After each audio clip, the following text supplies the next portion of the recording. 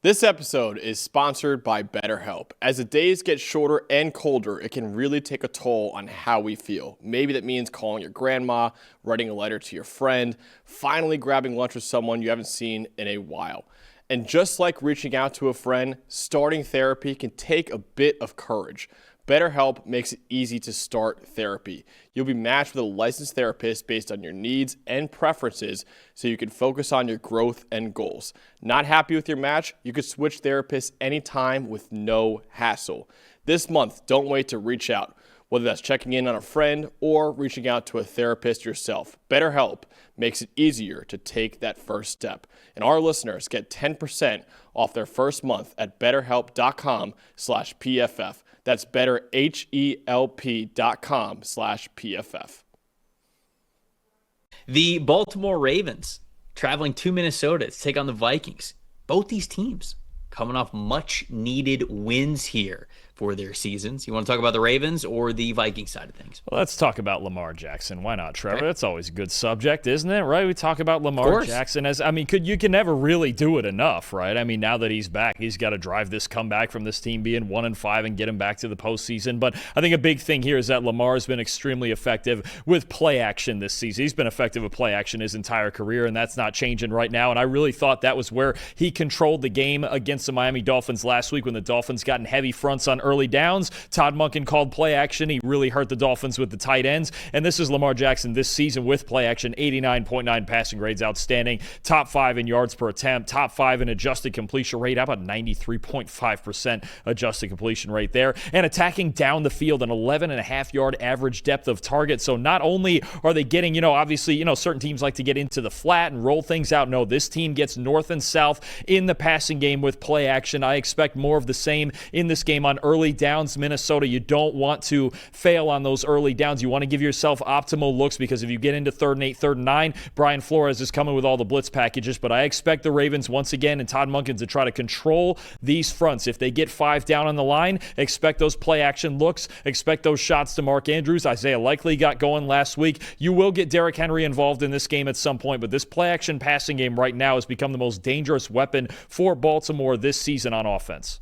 Yeah, and on the other side of things, for the Vikings, I think they've got to play better on the offensive line specifically. Brian O'Neill struggled last week against the Detroit Lions, and, he had that MCL sprain that he suffered earlier this year. Yeah, he's back out in the lineup, but you don't know how much he's playing through pain there, and he it was tough. It was tough for him last week going up against Aiden Hutchinson and the rest of that group. So he struggled. The offensive line's got to play better.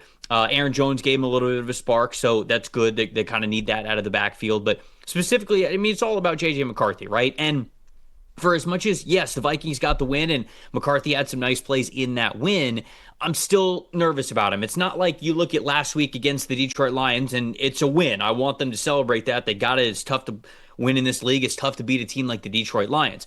When you look at McCarthy, there are still things to be a little nervous about as we're kind of continuing to go through the season now with him as the starter. 35.7 pressure to sack ratio last week. That is still very, very high. He has a 38.9% pressure to sack ratio this season. His time to throw is over 3.1. It's 3.11 this year. And he has fumbled the ball 4 times in the last 3 games, in the 3 games that he has played. And so it's just, he's got to take care of the football. The processing has to be faster, and specifically, it's got to be faster with recognizing pressure and knowing what to do afterwards. Does the ball have to come out of your hands quickly? Do you have to get out of the pocket? Are you throwing it away? Where's your hot reads? All of that kinds of stuff. It feels like McCarthy is very much still learning from that, and that's not the worst thing in the world. Obviously, his entire rookie season was missed, and so this is basically his rookie year. All that to say, though, he's going up against Lamar Jackson. I'm going to take Lamar Jackson. I think that it's just going to be quarterback play that's going to be the difference in this game.